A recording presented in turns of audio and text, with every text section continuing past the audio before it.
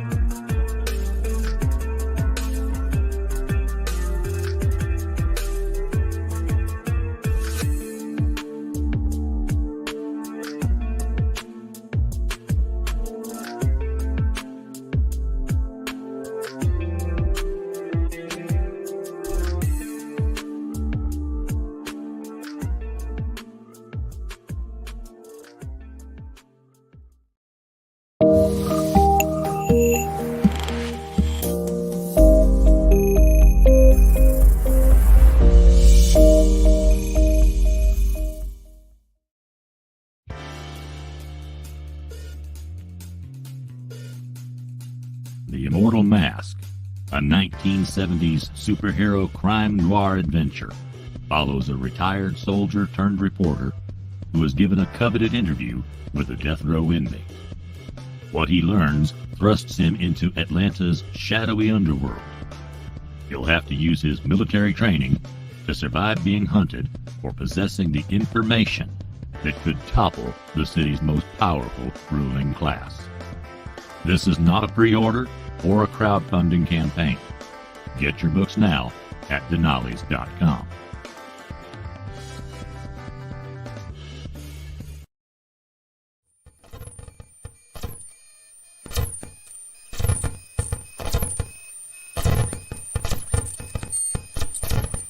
Access granted.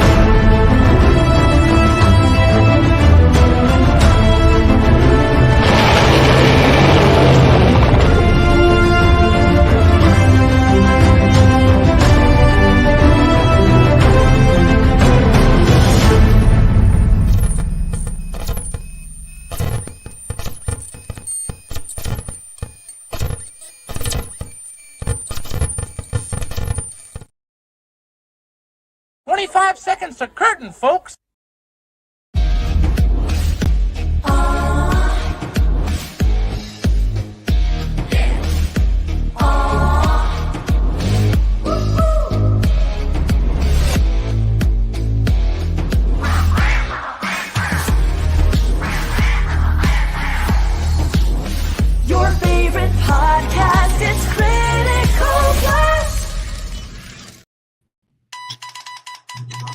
Ladies and gentlemen, this is R.J. Carter, Senior Managing Editor here at Critical Blast, and this is a news flash. We have sightings of giant kaiju monsters attacking in the United States.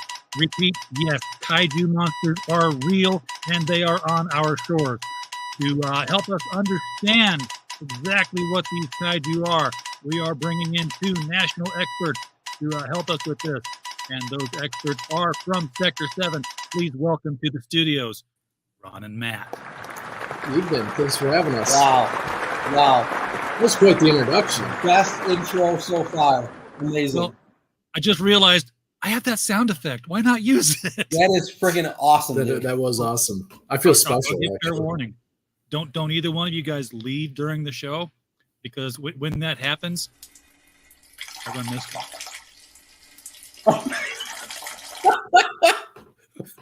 All right. I haven't had to yet, so yeah, I think we're good. Welcome to the show, guys. Glad to have you on here. It's thank you very much for having us.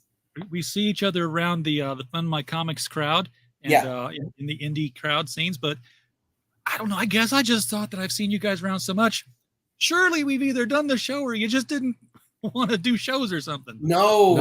We will do anything. We'll do anything that anyone asks. We typically it's weird because we've only been asked to do shows. We've never actually asked to do a show, honestly, and it always kind of feels like weird. Like everyone's got we're the new kids, right? We're the new kids. We just moved in. And we're trying to feel everything out, and we don't want to bother anybody who's already got their thing going on, you know? Yeah, we're a little shy in that way. I'm going to have to quote from a former boss of mine who would often point to his Bible and quote from 2 Jasper 2:14. And that verse is that whosoever tooteth not his own horn, the same also shall therefore goeth untooted. So you don't get what you don't ask for. Yeah, that's a good point. That's a good point. Get out there and just show them the art and say, hey, we want to talk about our book. And, with a few rare exceptions of people who have like booked themselves out to next September, most of us are like, yeah, we want somebody. Thank you. I've got somebody to put on my tomorrow show now. Awesome. Yeah. So new kids on the block. Why'd you move in? Oh, wow. Okay, well, there's actually a couple versions, I think. I mean, and they all fit together. I think, okay, the immediate reason would be because I pushed it. I pushed it because things had changed financially in my life, and I needed to just take a shot. And it's now taking a shot, that being said, with something that we were planning on doing maybe a year from now, after gathering an audience and doing it the proper way, right? Having the audience first, right? Let me tell you, it doesn't work. No, it doesn't work that way. So in the old days, so this is the kaiju guy. Matt's the kaiju freak. I'm the comic guy, okay? So in the old days, when you walk into a comic shop and you see a book and you've never heard of that artist or that writer, but that cover looks cool, you grab it. Okay, the interior looks cool, looks good enough. I'm giving it a shot, right? And immediately, if you're good, your audience is there, but the product comes first. This is such a strange thing that the audience needs to come first, and then you sell the product. And it's a new way. And I was not, I didn't know, but it's interesting that you put it like that too. About seeing a book on the shelf and you've not heard of that writer or that artist. I'm old enough to remember when the writer and the artist's names were not on the cover of the book. The cover artist's signature in a corner, and you really had to sell the book by the cover art. Yes. And then you found out when you got home, oh look, it's Murphy Anderson and Kurt Swan working together on this. And it's really weird because it seems like much like everything else in this world these days, everything is backwards. So now you need the audience first, and then you can sell the product. So me and Matt, we're going to do a YouTube channel called Matt, Man, and Romo. And we're still going to, by the way. All right. But that's just not our main focus right now. And things changed in my life where I'm like, you know what? I don't know how you are with swearing on your channel, but F it, FCC. Okay. So I said, fuck it. Like we got to do, I have to do this. And I was like, Matt, we've already got so much work done for Sector 7 from years ago before family and having a child. I was like, I know life is crazy. I'm going to push forward with this. All I need from you when we have interviews, just be there. And Matt's like, okay, I got you. Because the story was already written, right? We've had this in the back pocket. And that's, if that was the short version, that's the short version. It was kind of out of necessity. And within 2 months, I think we did very well, at least getting our names out there more. We're still the new kids. We're still building an audience, but I will say that the community really welcomed us. A lot of professionals, people with good campaigns who didn't know me, were very kind and very good with their time when I would just private message them. And they wrote back, and I was just always amazed. Every time I got something back, I was like, wow, that's amazing, because they don't have to, you know? Wow, there's a real person on the other end of this account. Yeah, and they took 2 seconds out of their schedule just to say, yeah, do this and this. And it's so I feel like the communication part of the first few months, it was just awesome. It was really awesome. And that's basically how we got here. I had to do something. And here we are. We're giving it a second time. So this is, if you don't know, which you probably do, this is like the relaunch. Okay, so we had one on Indiegogo first. Being the new kids was our biggest hindrance. Right. And we got some really good information and some really good advice from some awesome people on the Immortal Rising YouTube channel. And you know what? When people who are doing better than you give you advice, no matter what it is, you listen. Yeah. You listen. So that's what we did. I got some opinions. And at that point, everyone's like, you know what? You don't have so many backers right now that anyone's really going to care if you cancel this one, retool it for professional reasons, and then relaunch. So that's what we did. So now we're on our second launch, and now we're on Fund My Comic instead, because that was always going to be what we were going to do anyways. If we funded on Indiegogo, the second one was going to be on Fund My Comic. So well, the link for that Fund My Comic campaign, by the way, folks, if you're watching, yes, this is one of the shows where I tell you to get your wallet out. The link is right below the video. Yeah. Click on it. Opens in a whole new window. You will not lose anything that Ron and Matt are talking about. You'll hear it the whole time. Pick a tier and throw some money at this thing. Get this funded. And just to show you where we're at. This is how ground floor level we are with this. I'm going to reload real quick, just on the off chance. And this thing is at $138. You guys need more. Yeah, we need more. Yeah, it's good math. We do need more. Yes. I had to use my toes, but more. We need more.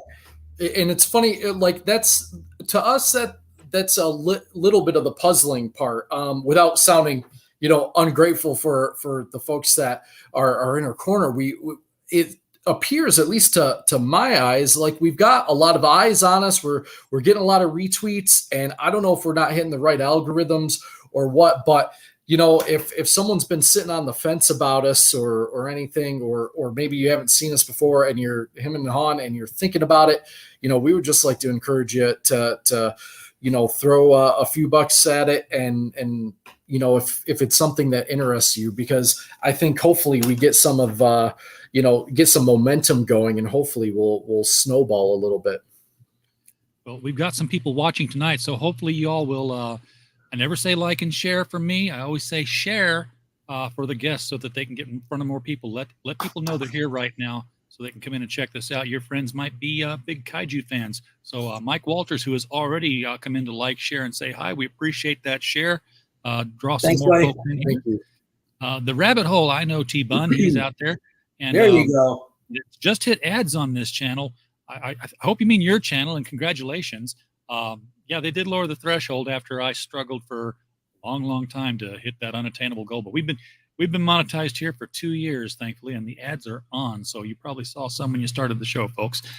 But yeah, geez, look at that art. And this is just a lizard face right now. So we got more to take a look at here. This is the backdrop of the channel tonight, the backdrop you guys are using, the backdrop of this video. Yeah. So this must be a very important character.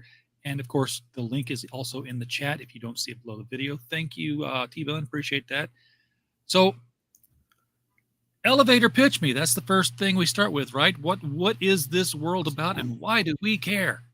So basically our world kind of starts off in this utopia. It's like this present day kind of utopian society. A one man named Solomon Brand has been kind of responsible for this abundance of technology that's revolutionized everything from transportation.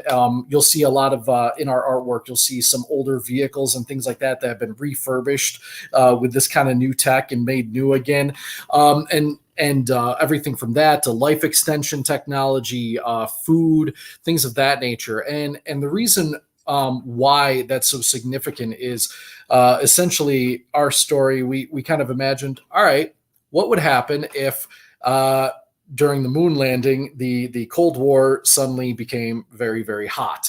And you'll see that in some of our images. Actually, you can see, Neil Armstrong on the surface of the moon. He's looking back at the Earth, and there's just hundreds, if not thousands, of these nukes going off simultaneously, and it kind of left the world uninhabitable. The northern hemisphere.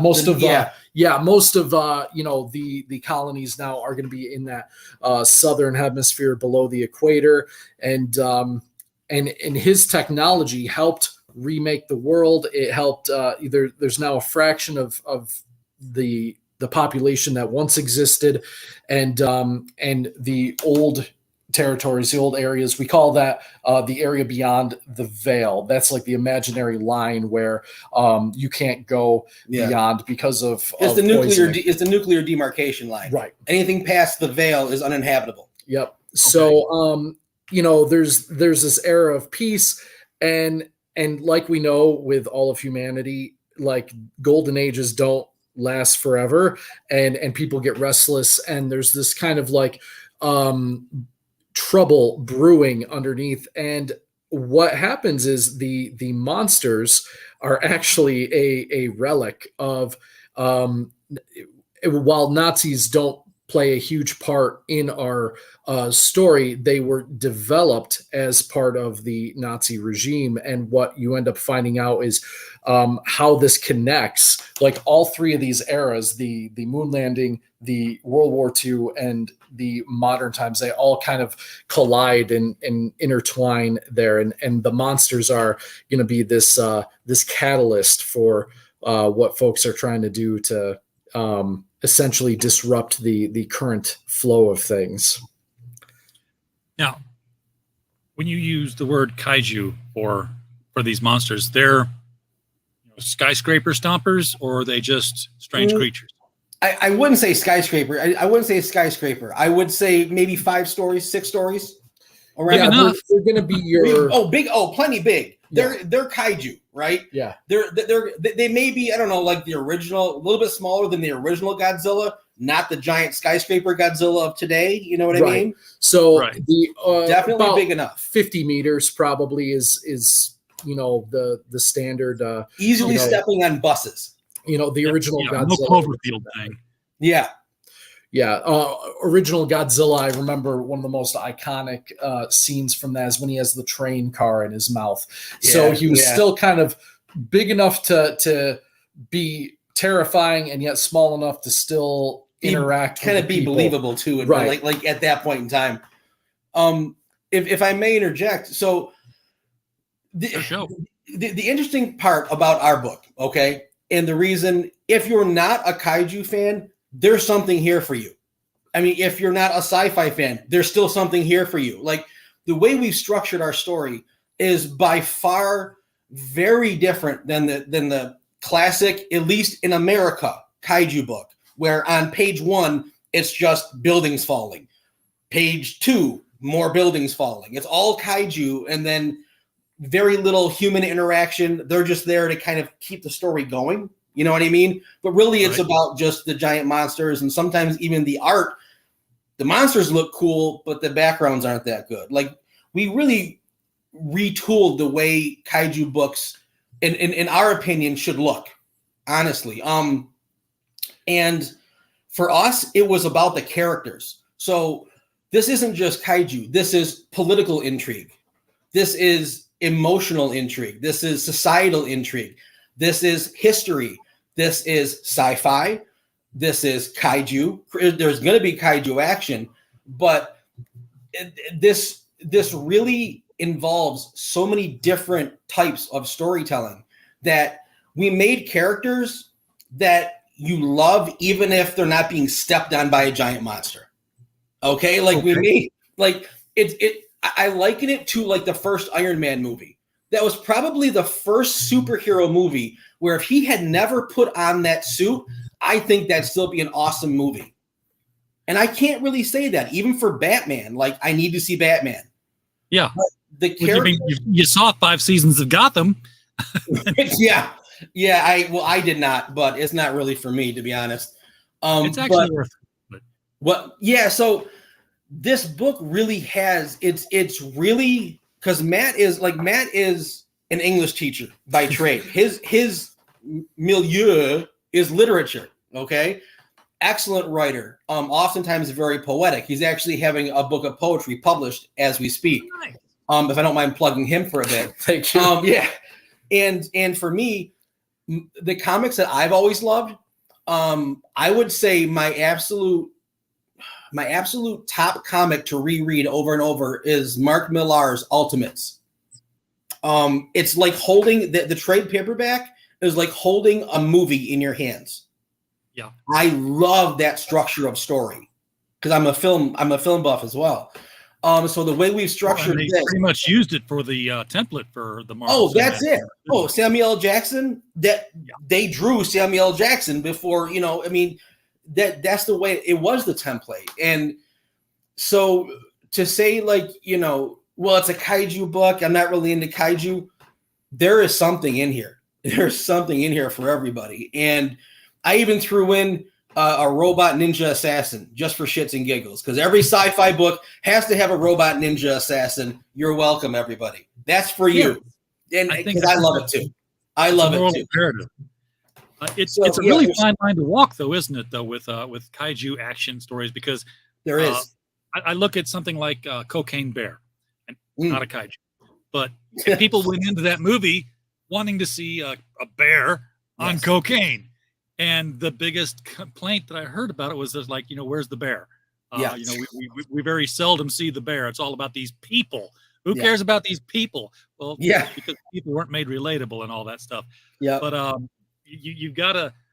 That's where the writing comes in. Wall-to-wall kaiju, and you've got people who want wall-to-wall story with kaiju peppered into it.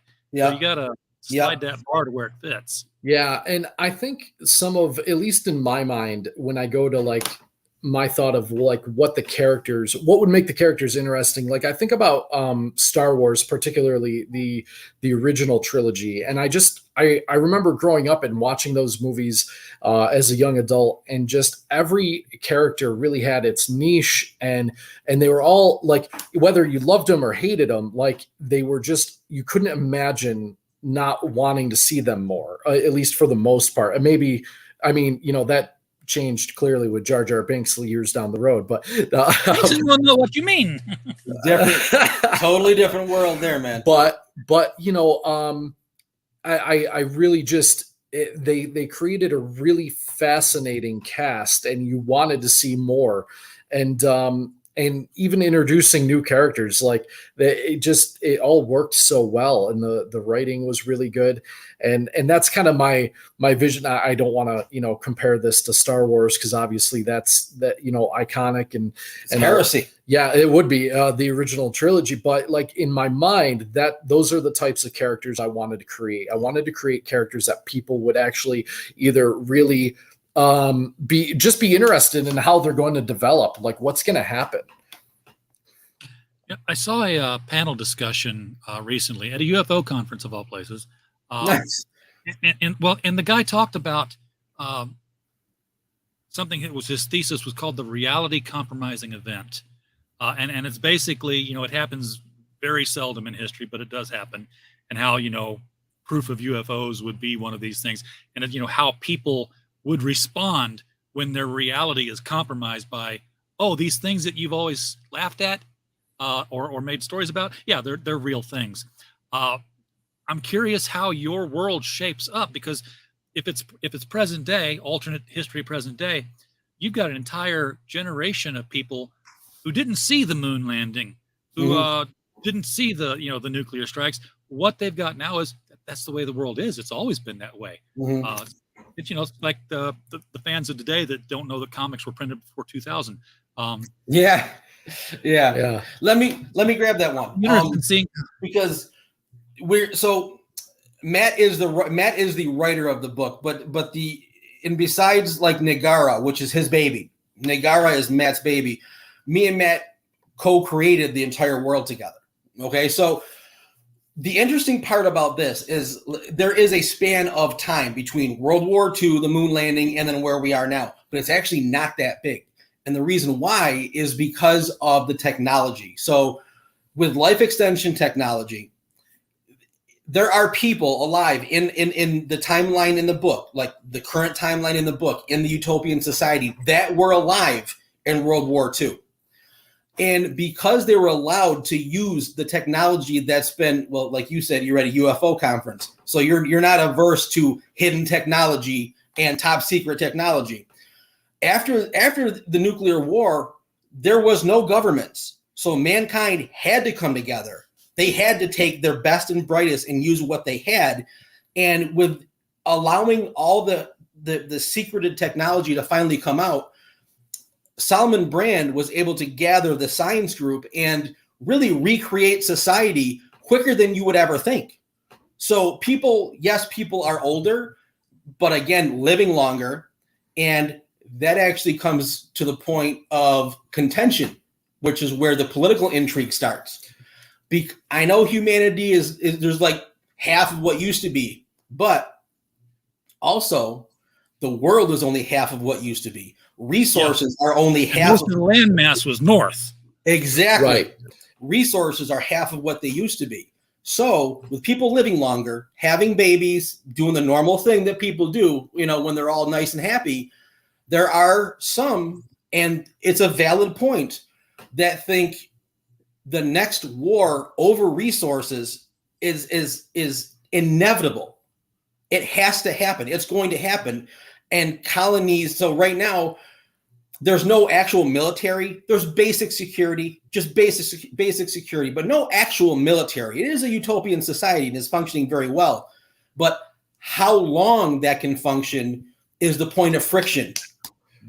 And I mistrust it. I distrust anyone named Simon to begin with. I think that guy went to South America and that mofo found the nuke button. Solomon Brand. Solomon. Yeah, even worse. Even worse, right? He's already in South America somewhere. Yes. Yeah. So he started the whole thing in the first place. I just know it, but don't spoil it. Wow. You know what? No spoilers. You're good. No spoilers. So we one other aspect of that is like the land actually comes up in some of the political discussions, because there's been these efforts and these endeavors, like how can we kind of purify those areas? So that's also like this political debate, like why aren't we making progress in those areas? And we kind of, we'll touch on those discussions and stuff like that too, again, without like, diving too deep into like major plot points and things like that. But to me, it's all very interesting, and you'll see where some of the funding is being diverted to, and what their efforts are really being put towards. And also, if I think about my world geography, not only are they stuck on less than half of the landmass, the landmasses south of the equator, everybody's all about, don't touch them. How can you live in South America and not encroach on the rainforest in a major way to make way for all the survivors? Sure. I mean, at that point, it's about survival. You know what I mean? Yeah. If you got to cut down a tree, the tree's going. But with proper technology, a lot of the things that we use today aren't necessary. Right. And like, especially when you talk about free energy technology, Tesla technology, and not the Elon type of technology, real Tesla technology.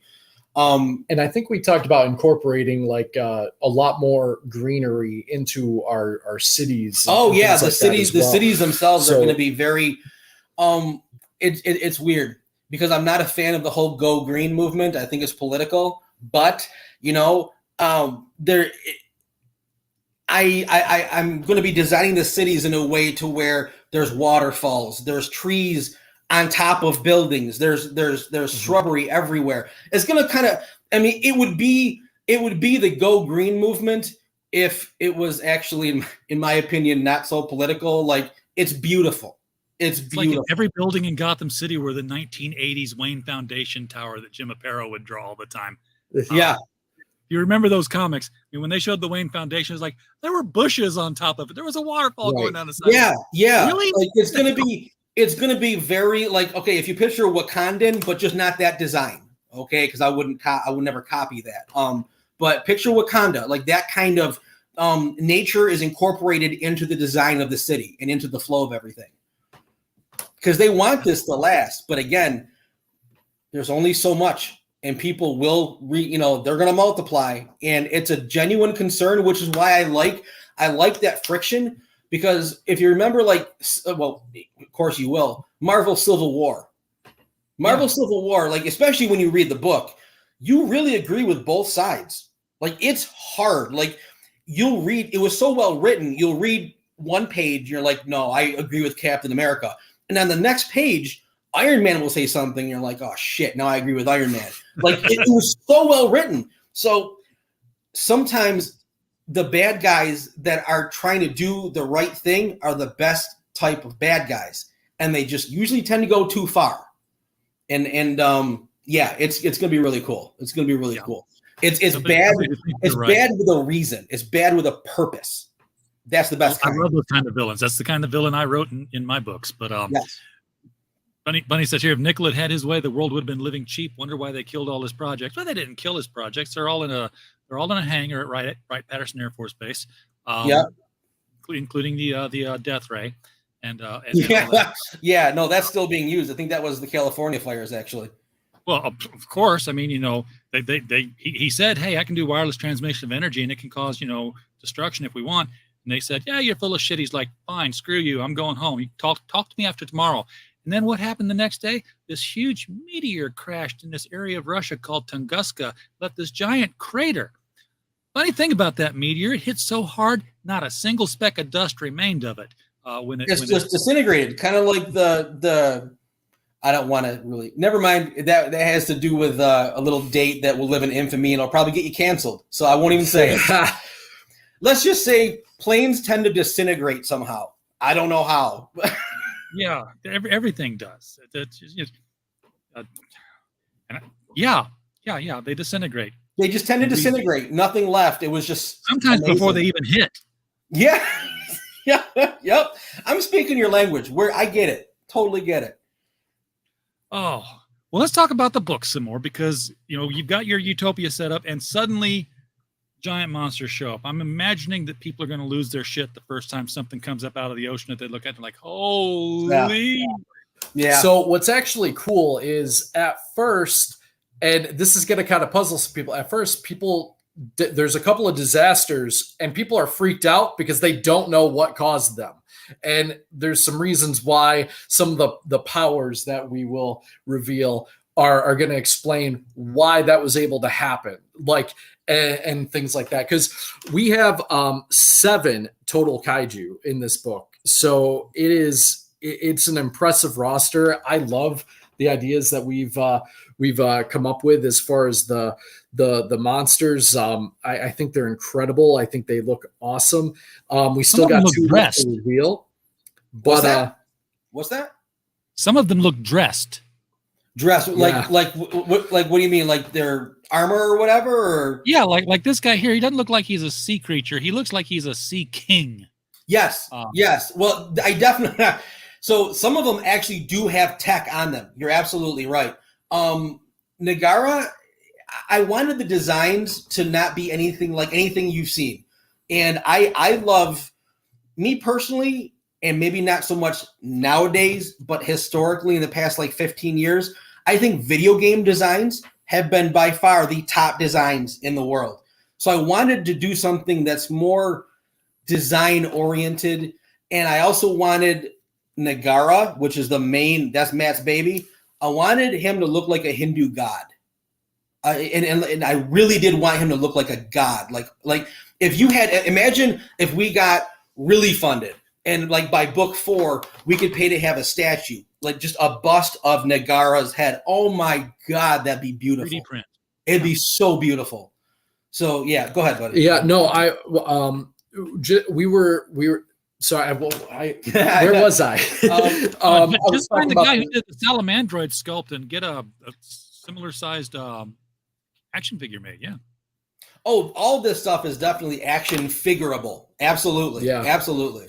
Yeah. So we've got a cool roster. I'm really excited to see a lot of the monsters myself. And that's kind of the thing is I'm a fan of this stuff. So I was really creating like, what would I want to see? What haven't I seen yet?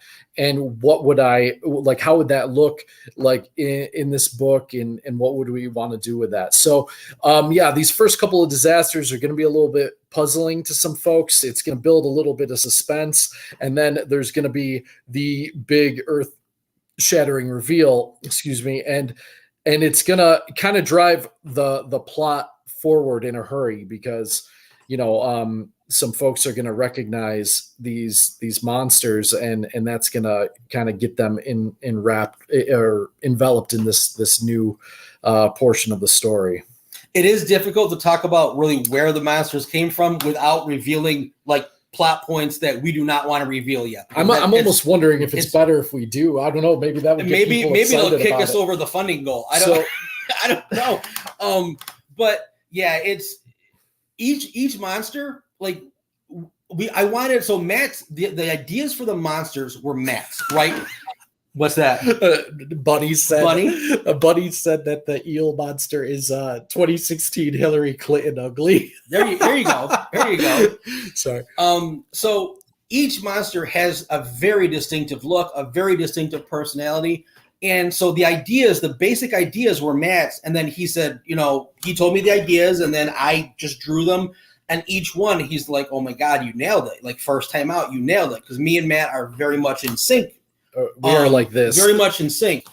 And we actually only live a few blocks away from each other. See, that would be the fun part for me is like, day one, let's make a comic book about kaiju. We'll just have a bunch of kaiju in it. Like, we get to make giant monsters that look like nothing you've ever seen before. Just open the doors and throw stuff on paper. And oh, dude, it's so cool. Like designing these things were so cool. And I wanted to design them in a way that everyone could have their favorite. Like, like they're not just kind of generic looking, which we see a lot of. I think the designs are getting better as time goes on for kaijus in general. Right. But at least when me and Matt started this book, which was actually like 6 years ago before having kids and all that, there was nothing like any of our designs in anything. So we wanted definitely like, you will see different personality types in the monsters. And I really wanted that. It was important to me. I wanted people to argue like who would win between Thor and Hulk, like that kind of discussion with our kaiju, So are the kaiju, you mentioned they have tech, and we've seen a couple of pictures up here. Where some of them do have tech, not all of them, but some of them, yeah. So are they intelligent? I don't think this is I think this is okay to talk about. So, well, do you want to? Yeah. Sure. They are driven by Neuralink. They are driven by a Neuralink. So there is military-esque people, okay, that are actually controlling them. So they're basically they're living organic shells, but no animating factor until a pilot is doing what they're doing with them, or at least not initially. Like they're in kind of a sort of stasis at the beginning of our tale. When they're found. Yeah. Right. When they're found. They're still in the same tanks they were in at World War II. So they have to be kind of brought back online a little bit. Yep. And then that's where some of the tech comes from. You know, in some future arcs, they kind of gain, if we make it to future arcs. Let's make it to some of them will gain more autonomy. But so they're driven by human intelligence, though. Right. Yeah. So they that's a key. Their own. Key, right, exactly. In this, they're going to be. I like not to steal from Marvel a little bit, but they talk about aiming the Hulk, and that's kind of where this is going, kind of thing. Like they're trying to, maneuver them in very specific ways. So, and what makes our hero kaiju a little different was that initially that wasn't possible with him. And there'll be some cool like little surprises as to how that, these were basically, and this is not bad to give away. These were created as doomsday weapons, right, by the Nazis. Yeah, these were being created as, this like basically because the Nazis, as you probably know, the Nazis do have a history in the occult. These were created as doomsday weapons to bring the old gods back, to really just hammer it down and the world is theirs. And it didn't happen.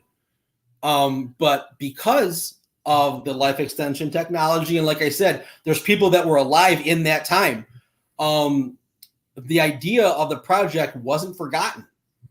So there are people around that still knew about the project, and that's how they start to come back. And in fact, you'll see that we tried to tie that in with history. Some of the things I'm working on is part of the reason, like everyone always kind of scratches their head, like, why did Hitler, invade Russia and, things like that. And that was in winter.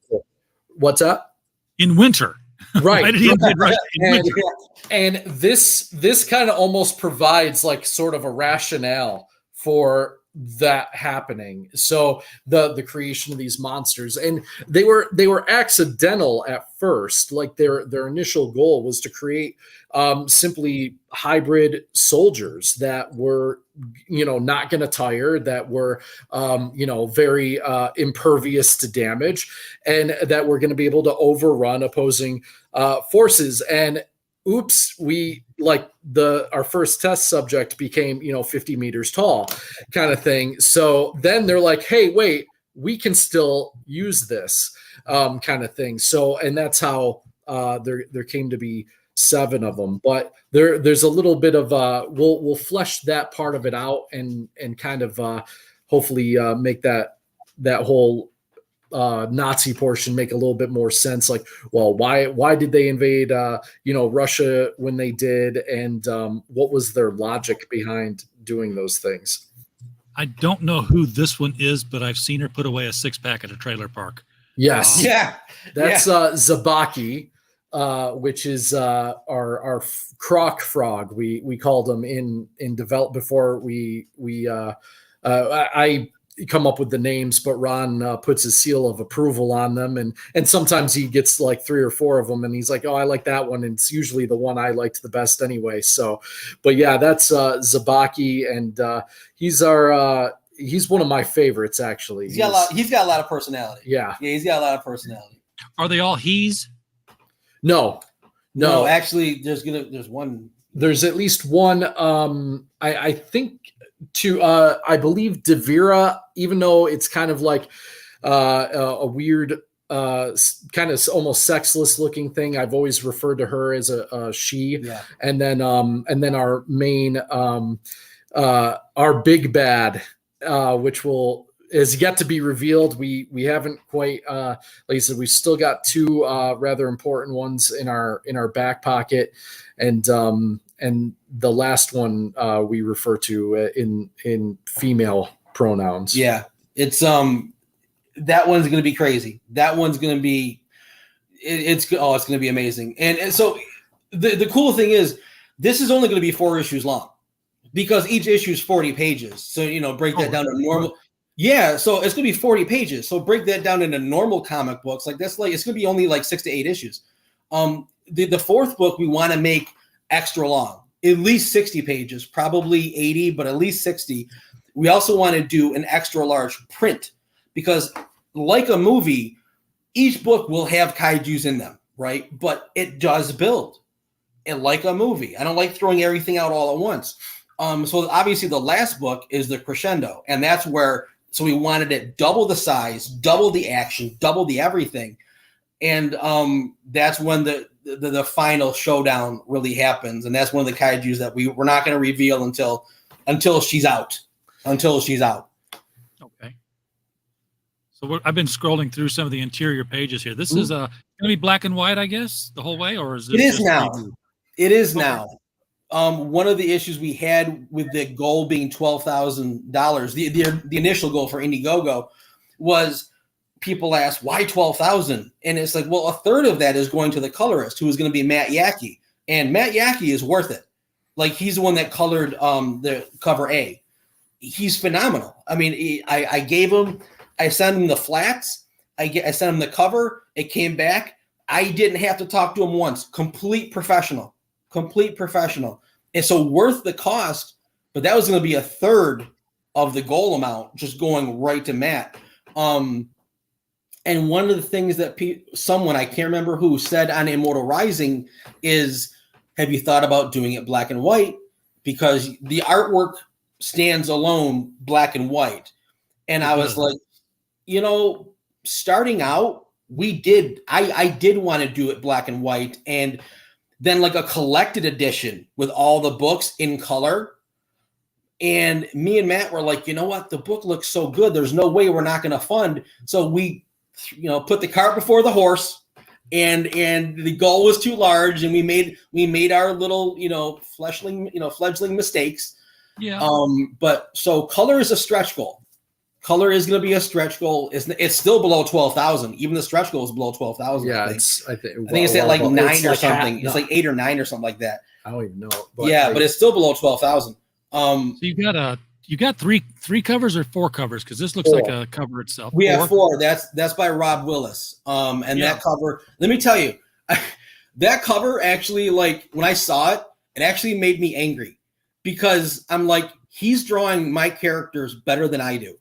And I'm like, oh my, dude, he's a killer. He just posted another cover on Twitter today. I'm like, holy shit, dude. Unbelievable. He's so good. Will be colored? Oh, yeah, the covers are going to be color. All right. So, I am going to pay for Matt Yackey to color the covers, as long as he has the time in his schedule, which he said from the beginning, he has a very flexible schedule. So it should be fine. We're not sure who we're going to have color the interior. It depends if the stretch goal is achieved, but yeah, I mean, we've got some folks in mind that we think will do a real good job with it, though. Yeah. So we're, if hopefully we. Oh wait, actually, she's right there. If scroll back down for just a second, it was right there. I think we had it. We have it listed. So at 6. So at 6, the book gets colored. And everyone gets that upgrade, and who knows, maybe we'll do a black and white edition.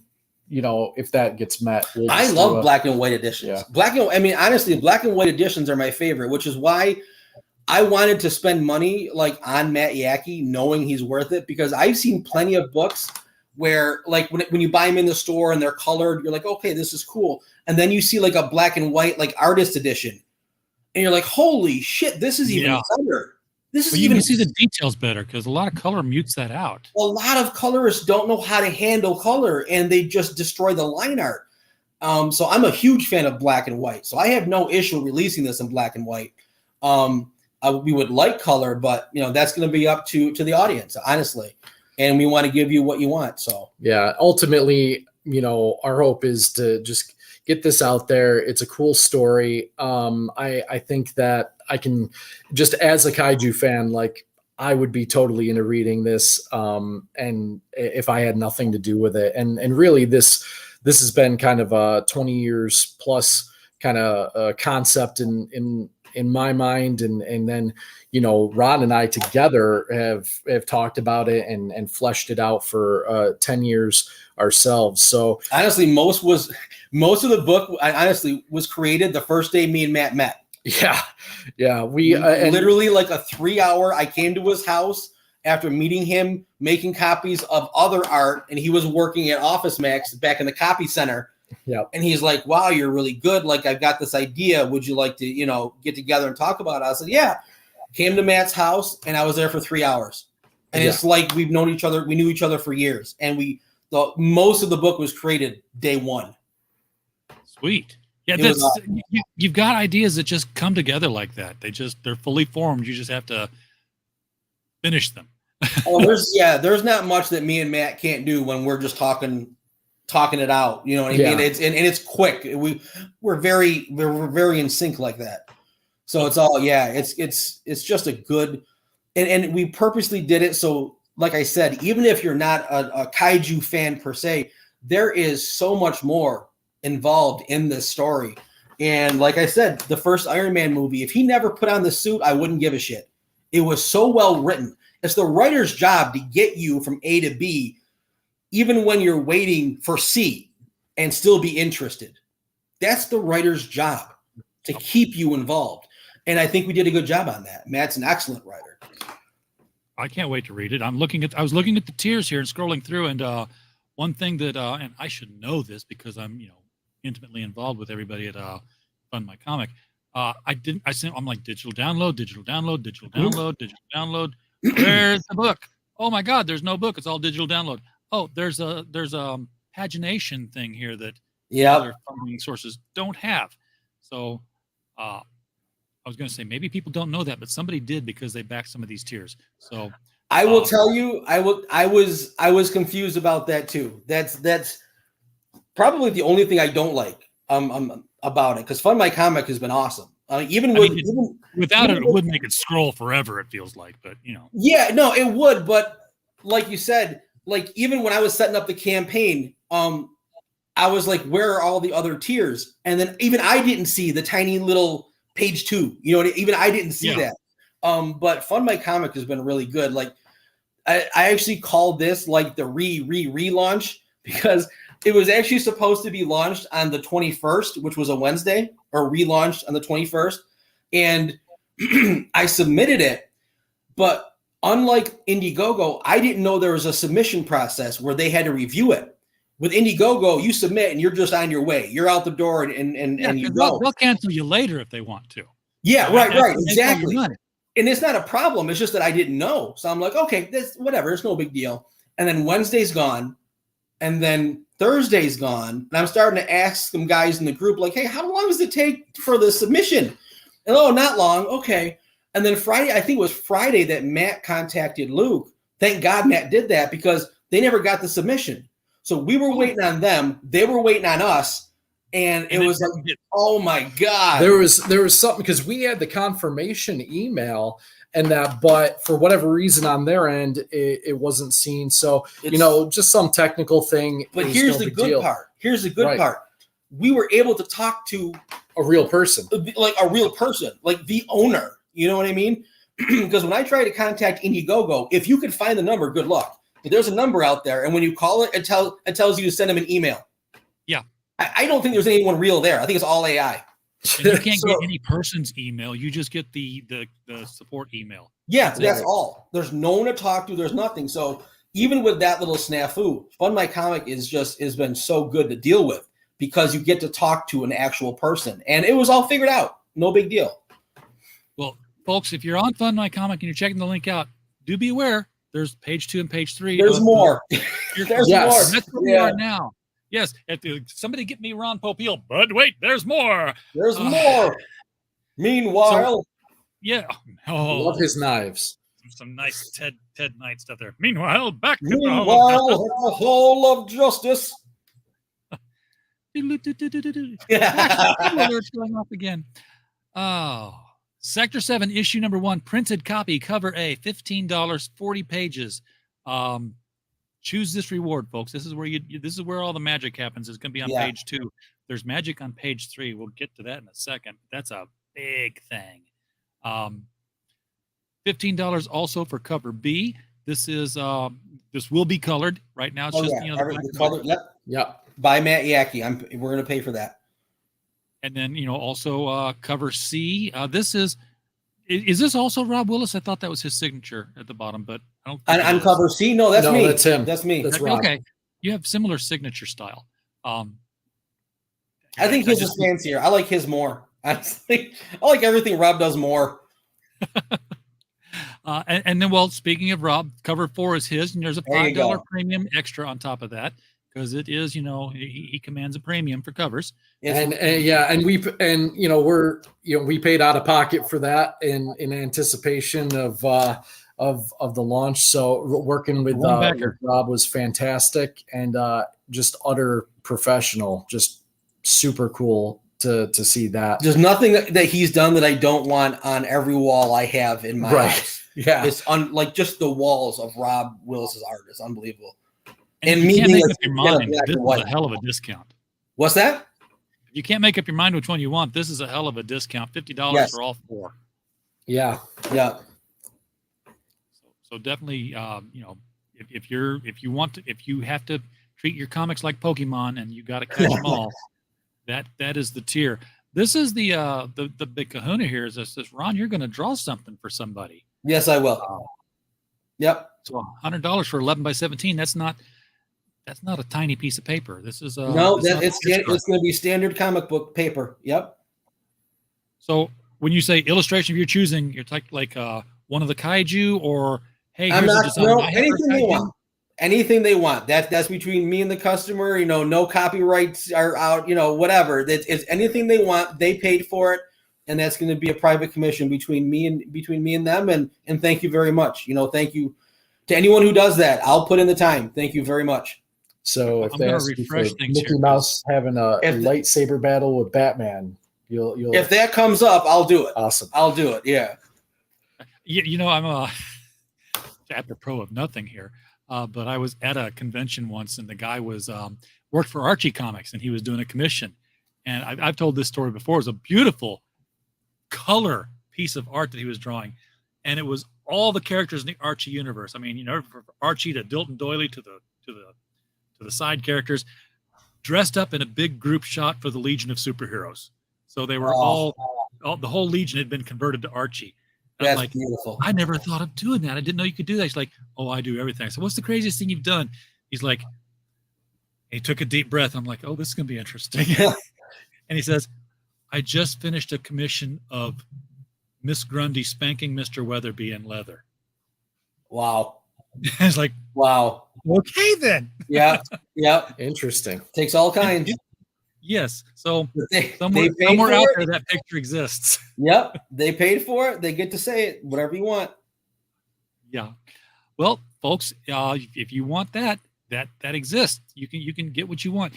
You've got to feed the Kaiju Fund. This is just, this is for the people who don't want anything but for you to make money.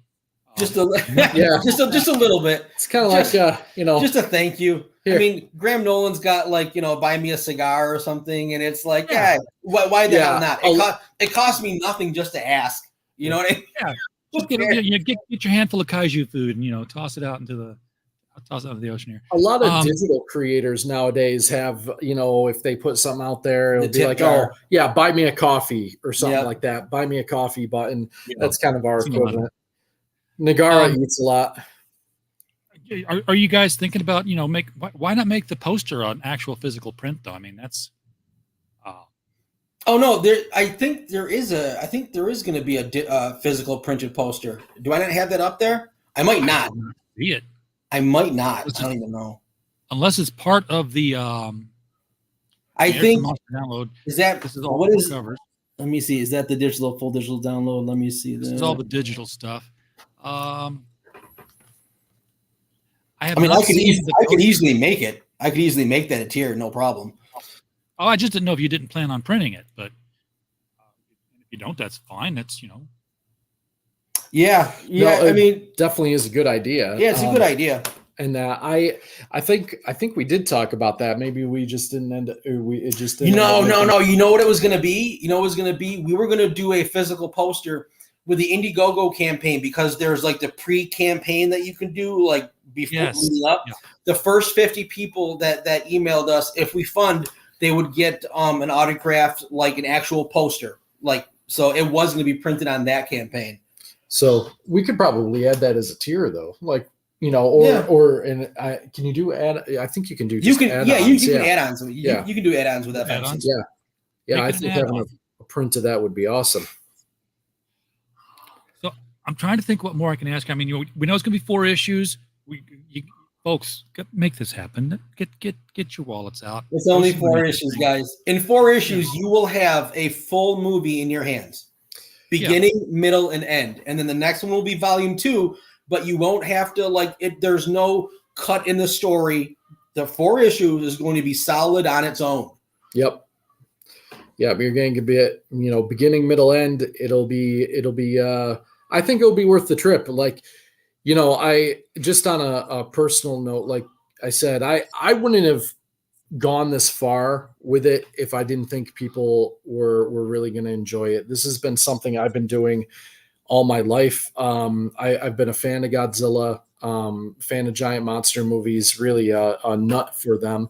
But you know, I really wanted to do this to kind of give back to that community, and really we were starved for content for so many, I mean, decades really. And guys my age that are, you know, pushing 40 are, you know, probably familiar with hunting and pecking for VHS tapes, and there was no internet. So as a kid, I had no idea how many Godzilla movies there were, like, or even let alone other kaiju, you know, films and things like that. So when it comes down to this, like, this was years ago, 20 years ago, someone asked, like, oh, did I want to join this fan fiction group? And I thought about it because I enjoyed writing. And then I'm like, you know what? I'm like, why am I going to join something or be a part of something I can't ever do anything with? So I'm like, I'm going to make my own sandbox to play in. And that's kind of, now I've got several sandboxes, but at the end of the day, we're 2 dads. You know, I'm a single parent, you know, and, you know, I really put a lot of love into this. It's something my kids have enjoyed watching Dad work on, and just, you know, I know the same is true for Ron, and his family's been super supportive, and we're just a couple of big kids trying to make you know, to get a little sappy, trying to make a dream come true. It's legitimately that for us. Speaking of kids, I want to say hi to my son Clark and my 2 girls, Eve and Anna, because before I left, he said, Dad, look at me right here. This is where I'm going to be sitting. So look at me and say hi. And I said, I'm not going to be able to see you, but okay. Hi, buddy. You should be in bed right now. You probably aren't. And hi, Eve and Anna. I love you guys so much. Eve and Anna are my beautiful stepdaughters. And Anna is going to be 10 years old this week. So happy birthday to you too, sweetie. Double digits. Happy birthday. Yes. All right. Yes. Well, okay. So do it for the kids now, guys. Get some. Do it for the kids. We're tugging on heartstrings. We're using our children. Yeah. Don't think I've never done that. So whatever, just scratch and claw, man. Whatever you got to do. Well, we got to get you passed around to some of the other shows here, because, you know, nobody watches this one, obviously. But I know people. So yeah, get you on the madness. We got to introduce you to Brian Christgau, because, you know, he's big into the horror movie monster kind of stuff. Kaiju fit in that. I'm sure we could get you guys together on one of his shows coming up here. We've got 57 days. Was 60. Now it's down to 57. Yeah. I think we're going to be fine. I would be very surprised if we weren't funded, to be honest. But again, the cart came before the horse. We did not have the audience, but I personally needed to make a move. And I said, fuck it, I'm doing it. Let's just be there when I need you. And Matt's always there when I need him. And we'll do more shows. Whoever wants us, let us know. And like you said, we got to start asking as well. I will make inquiries with my contacts. I'll probably just do some DM group intros to you guys on Twitter. We'll pass you guys around like a big fatty, as Pops is used to saying. Please. Awesome. And pops. I also have a YouTube channel I started about our journey, about basically creating an indie book and funding it. It's going to be like episodal, and it's just Romo Art on YouTube.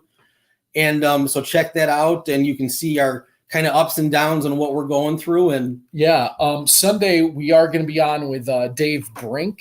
So people can catch us on with him. And tomorrow we're doing a special Let's Play of the Godzilla NES game. So we're going to be streaming that to Facebook and Twitter.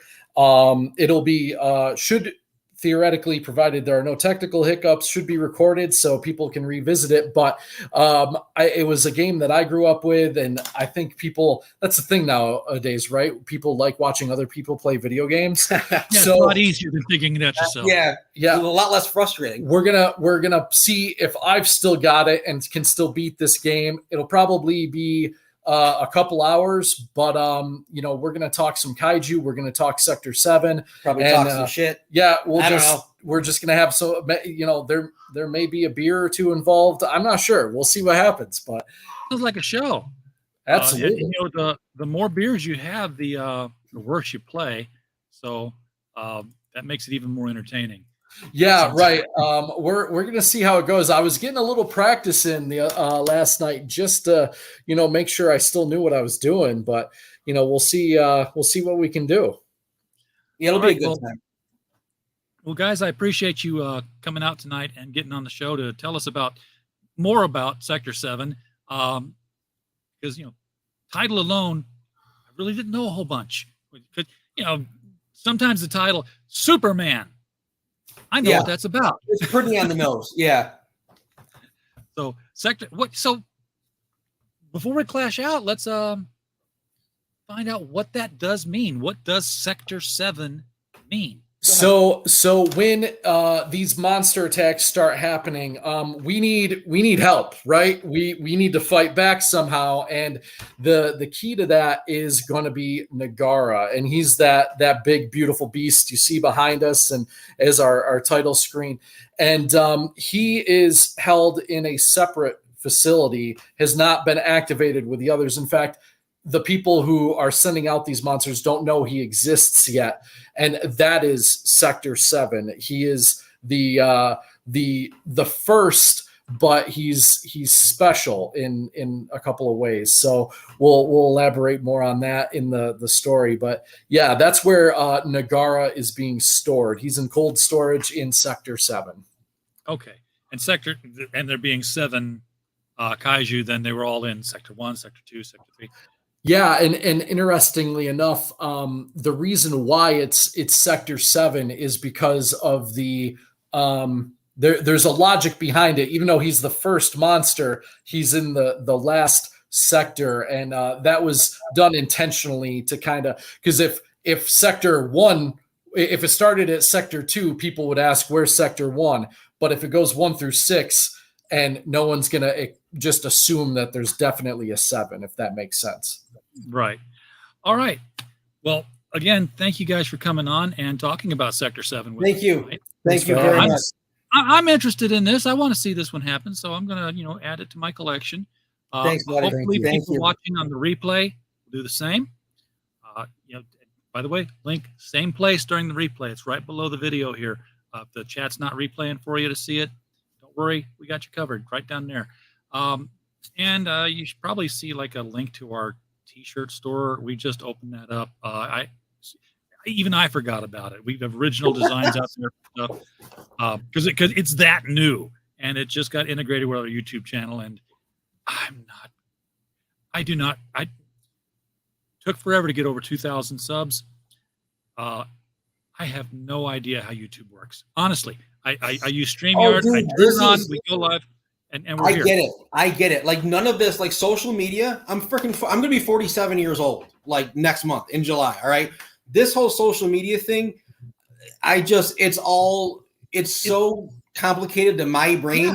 Like I don't get it. And that's what I mean. Like we literally started almost from scratch.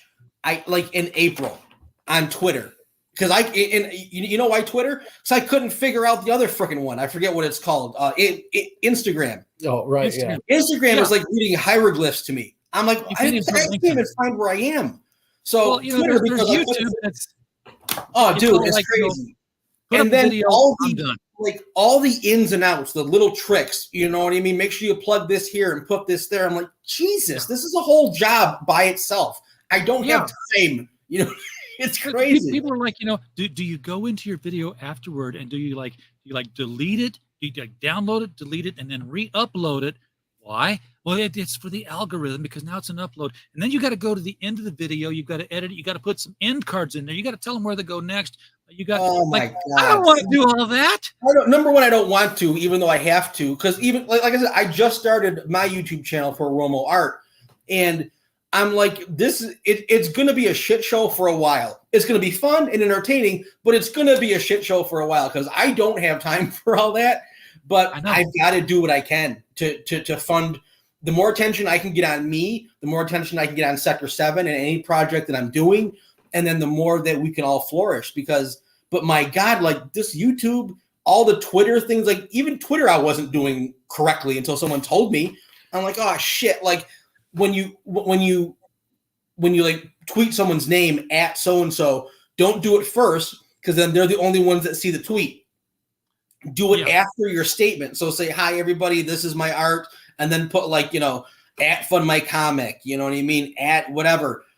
If you do it last, then the tweet goes out normally and those people are notified that you tweeted them.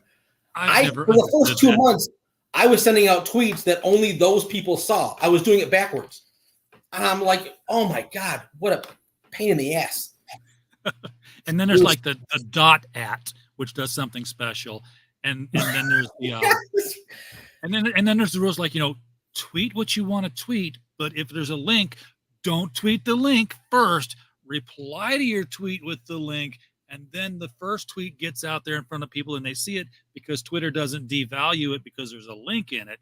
Oh God, see, I didn't even know that. Oh, I swear to God, dude. I mean, it needs to come with a manual, but a manual you can actually read. It's just, ugh. Yeah, I'm too old. I'm too old, but I need to do it. It's like trying to follow like the third revision Dungeons and Dragons rules or something. Like, wait a second. But they're always changing the algorithms too, so you've got to keep up with the new rules and what they're changing because what you did last month might not work this month and may work against you now. And you're like, shit! Like, can I just draw, please? Oh man. Yeah. What a concept. Let me just make some cool shit, and then can please someone buy it? Please, I have kids. Yeah. Remember, I have kids. Anna has a birthday. Come on. Yep. Buy the copy of the book, even if you don't want Kaiju. And when it comes in, just send it to comicbooksforkids.org. Great organization. Hey, wow. Hey, that's a great idea. That's awesome. That's awesome.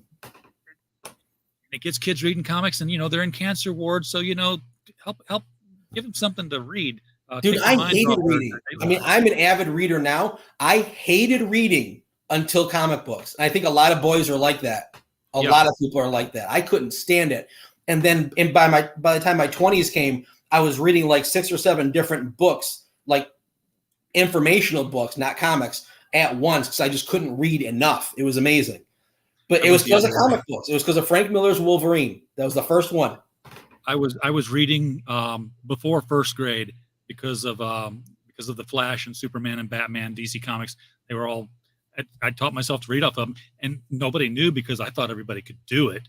and it wasn't until first grade I did something stupid, and the teacher thought she was being smart alecky and said, "Would you like to read this to the class?" And I did, and it had like great big words in it, like photosynthesis and chlorophyll and energy conversion, and it was like oh, move this kid up. So I was reading comics and books and everything all my life. And then I got to do it for a job. Yeah. Like book reviews. And boy, did that kill it. I'm like, I've got books now. I'm like, I don't even want to look at this thing. Oh, it's like working in a restaurant. You'll never go to a restaurant again. Yeah. Once you see what they do, you'll never go there again. It ruins it. I've gone into publishing. I'd much rather read something that's, like I can put into, I love editing. I'll read your story if I'm editing it. Yeah, let's do that. You don't need an editor. You guys have. Do you need an editor? No, I think we're pretty he's good. an English lit teacher, so I think we're good. Okay. Well, you know what they say about the lawyer who represents himself as a client, kind of thing. There. It is true. I am fallible. I noticed that. I think we edit each other though. Yeah. I think we edit. We agree quite a bit, but we don't always agree. And when we don't, we work it out to the mutual benefit of the story, not of our opinions. So story comes first. Absolutely. And the story is Sector-7, folks. If you've been following along, God knows I've been having trouble with my following me. So I can empathize. Check the link below for Sector-7 at fundmycomic.com.